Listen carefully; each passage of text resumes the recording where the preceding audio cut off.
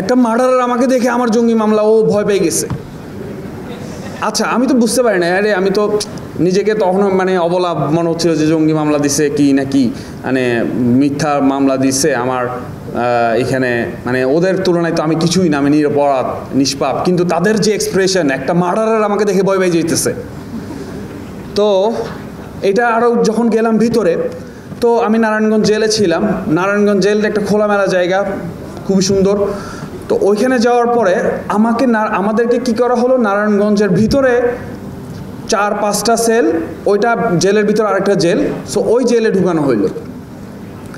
ওইখানে ঢুকানোর পরে ওটা একটা 4 দেয়ালের বাউন্ডারি, মানে একটা জেলের ভিতরে আরেকটা জেল। এবার ওইখানেই আমাদের জীবন কাটতে লাগলো। আমাদের মানে যে লক আপে দেওয়া হইতো, আমাদের লক আপ খুব সীমিত টাইম থাকতো।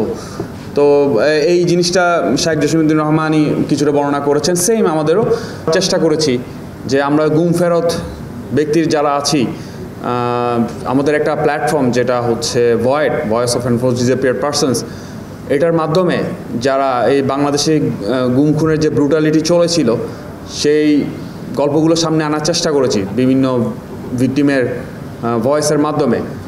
এরপরে আমরা চেষ্টা করেছি যারা বন্দি আছে তাদের জন্য কিছু করার জন্য, কখনো ভয়েডের মাধ্যমে হোক, কখনো এই বৈষম্যহীন কারামুক্তি আন্দোলনের মাধ্যমে হোক, কখনো শায়েখ হারুন ইজাহারের মাধ্যমে হোক।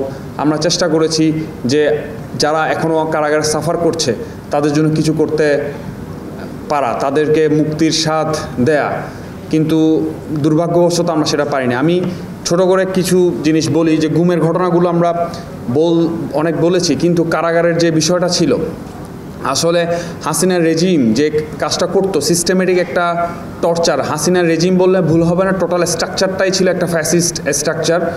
আপনার বিচারক থেকে শুরু করে প্রশাসন, কারাগারের যারা কর্তৃপক্ষ ছিল, তারা পুরো স্ট্রাকচারটাই ছিল এমন যে দাড়ি টুপিওয়ালা মুসলিমরা যারা ইসলামকে ভালোবাসে, যারা আল্লাহ রাসূলকে ভালোবাসে, যারা আল্লাহর আইনকে ভালোবাসে, শরিয়া চায়, কিংবা যারা কোরআন এবং হাদিস অনুযায়ী নিজেদের জীবন যাপনকে কোরআন হাদিস অনুসরণ করে নিজের জীবন যাপন চালিয়ে নিতে চায়, তাদেরকে টার্গেট করে তাদের উপর একটা ব্রুটালিটি কায়েম করা হয়েছিল। কিভাবে?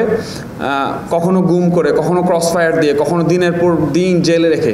সো জেলের যে কালচারটা ছিল, যেমন ধরেন আমাকে যখন জেলে নিয়ে গুম করার পরে, আমি গুম থাকার পর আমাকে যখন জেলে নিয়ে যাওয়া হয়, তো জেলে গিয়ে আমাকে প্রথমে একজনের সাথে পরিচিত হচ্ছি। তো ওইখানে বিভিন্ন ইয়াবাখোর, ইয়াবার ব্যবসায়ী, রেপিস্ট, আপনার মার্ডারার যারা আছে সবাই সবার সাথে পরিচিত হচ্ছি।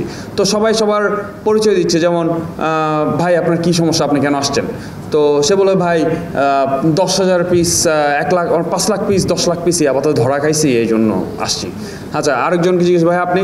বলে ভাই একটা মার্ডার কেস, জাস্ট পোস্ট মারছি, মরে গেছে, শেষ। আচ্ছা, তো আমাকে জিজ্ঞেস করতেছে ভাই আপনি কী কেসে আসছেন? ভাই আমার জঙ্গি মামলা দিচ্ছে। কি বলেন ভাই, জঙ্গি? মাত্র 30% টাকায় জমির মালিক হয়ে নতুন বাংলাদেশের গড়ে তোলার স্বপ্ন দেখা বাংলা বসতি। একটা মার্ডারার আমাকে দেখে আমার জঙ্গি মামলা, ও ভয় পেয়ে গেছে। আচ্ছা, আমি তো বুঝতে পারি না, আরে আমি তো নিজেকে তখনও মানে অবলা মনে হচ্ছিল যে জঙ্গি মামলা দিছে কি না কি, মানে মিথ্যা মামলা দিছে আমার এখানে, মানে ওদের তুলনায় তো আমি কিছুই না, আমি নিরপরাধ নিষ্পাপ, কিন্তু তাদের যে এক্সপ্রেশন, একটা মার্ডারার আমাকে দেখে ভয় পেয়ে যেতেছে। তো এটা আরও যখন গেলাম ভিতরে, তো আমি নারায়ণগঞ্জ জেলে ছিলাম। নারায়ণগঞ্জ জেলটা একটা খোলামেলা জায়গা, খুবই সুন্দর। তো ওইখানে যাওয়ার পরে আমাদেরকে কি করা হলো, নারায়ণগঞ্জের ভিতরে 4-5টা সেল, ওইটা জেলের ভিতরে আরেকটা জেল, সো ওই জেলে ঢুকানো হইল। ওইখানে ঢুকানোর পরে ওটা একটা 4 দেয়ালের বাউন্ডারি, মানে একটা জেলের ভিতরে আরেকটা জেল। এবার ওইখানেই আমাদের জীবন কাটতে লাগলো। আমাদের মানে যে লক আপে দেওয়া হইতো, আমাদের লক আপ খুব সীমিত টাইম থাকতো। তো এই জিনিসটা শাইখ জসিমউদ্দিন রহমানই কিছুটা বর্ণনা করেছেন। সেম আমাদেরও এখানে যে জিনিসটা আমরা দেখেছি, ডিসি আসতো, ডিসির সাথে জেল সুপার,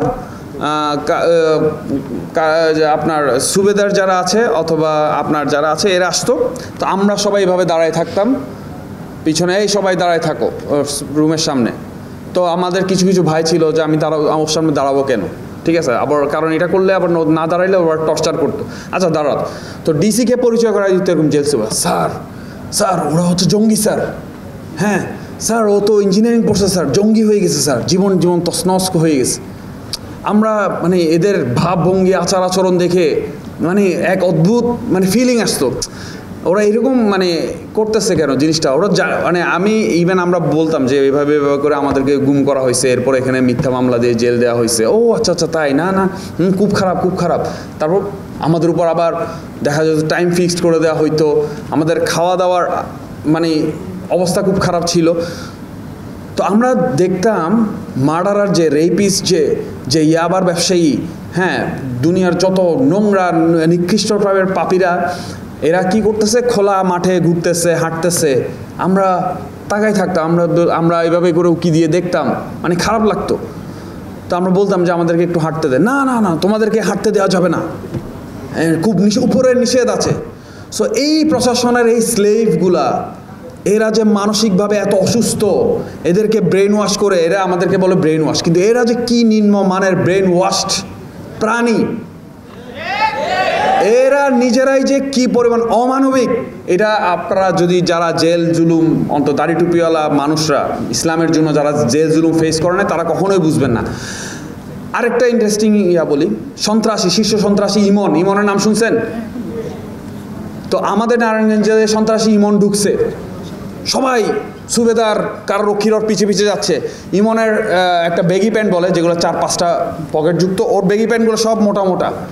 ও বিশাল টাকা নিয়ে ঢুকছে। ও যেই দিন ঢুকছে তারপরের দিনই তার পুরো সেল রং করে দেওয়া থেকে শুরু করে তার মানে বিশাল অবস্থা। এক সন্ত্রাসীর জন্য পুরা জেল সুপার যে মানে ওকে পারতেছে না ওর পা ধুয়ে পানি খাইতে। এই হচ্ছে তথাকথিত জেলের প্রশাসন, অথবা যারা এই জারি টুপিওয়ালাদেরকে দেখলে ওরা মানবতার আচরণ করে। জেলের তো একটা হয় মিথ্যা মামলা দিয়ে, মিথ্যা দিয়ে। সো এই ধরনের সিস্টেমেটিক অত্যাচার নির্যাতনগুলো চলেছিল। সো আমি শুধু আমার অল্প শেষ করব, আমাদের যেসব ভাইয়েরা জেলে আছে, আমরা যেন আমাদের নিজেদের ভাই, আমাদের নিজেদের সন্তান মনে করি। আমরা তখন যখন জেলে ছিলাম, আমরা ভাইয়েরা ফিল করতাম যে আলেমরা আমাদের জন্য একটু কিছু বলুক, আমাদের জন্য একটু কিছু তারা বলুক, ওয়াজ মাহফিলে তারা চিৎকার করে ওয়াজ করছেন, আমাদের নাম ধরে বলুক অন্তত, তাহলে ওরা প্রেশার ক্রিয়েট করবে না। আমাদের নামে কেউ কিছু বলতো না, আমরা যেন স্মৃতির ইতিহাসের পাতায় হারিয়ে যেতাম, যারা গুম হইতো, যারা টর্চার হইতো। তো আমি রিকোয়েস্ট করব, আমরা এখানে যারা আছি, যারা জেলের ভাইগুলো আছে, অন্তত তাদের পরিবারের একটু খোঁজ নিই, তাদের সন্তানরা কেমন আছে, তাদের স্ত্রীরা, তাদের মারা বাপরা কেমন আছে, অন্তত এই দায়িত্বটুকু পালন করি। তাদেরকে আমরা ফিল করতে না দিই যে তারা একা। আপনি দেখেন তারা নিজেদের কত অসহায় ফিল করে, এটা আপনি যতক্ষণ না ফিল করবেন না ততক্ষণ পর্যন্ত আপনি এটা বুঝতে পারবেন না। আর এটা যদি না করেন, আগামীতে যখন আপনার সন্তান হবে, আপনার আত্মীয় স্বজন হবে, কিংবা আপনি নিজে হবেন, তখন আপনার এই সেম জিনিসটা ঘটতে থাকবে। তো আমরা যদি এখন থেকে এই অ্যাক্টিভলি এই জিনিসটা করি, আমরা তাদের পরিবারের সাথে থাকি, তাদের সন্তানদের সাথে, তাদের সন্তানের পড়াশোনা, ভরণ পোষণ, এই জিনিসটা যদি আমাদের আলেম ওলামাদের থেকে, আমাদের যারা মানবাধিকার কর্মী আছেন, যারা সচেতন মানুষ আছেন, তারা একটা লিস্ট করে, সবাই লিস্টটা গিয়ে, আমি বৈষম্য বিরোধী কারামুক্তি আন্দোলন যারা আছেন তারা একটা লিস্ট করুক আমাদের ভাইদের, তাদের পরিবারের খোঁজ আমরা নিব, এবং সেটা ফেসবুকে, ইউটিউবে আমরা ঘোষণা দিয়ে করব ইনশাআল্লাহ। সো আল্লাহ আমাদেরকে তৌফিক দান করুক সবাইকে একসাথে কাজ করার।